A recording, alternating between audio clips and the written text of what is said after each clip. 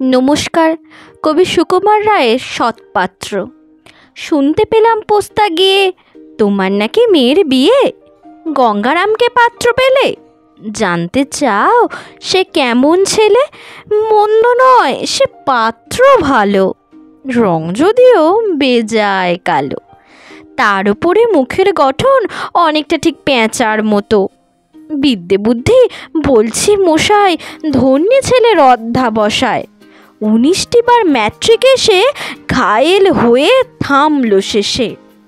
বিষয় আশয় গরিব বেজায়, কষ্টে সৃষ্টে দিন চলে যায়।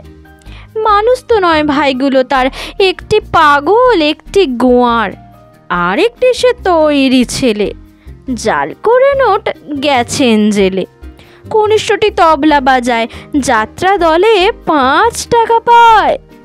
গঙ্গারাম তো কেবল ভোগে পিলের জ্বর আর পাণ্ডু রোগে, কিন্তু তারা উচ্চ ঘর, কংসরাজের বংশধর।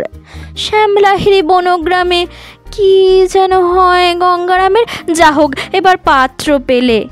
এমন কি আর মন্দ ছেলে?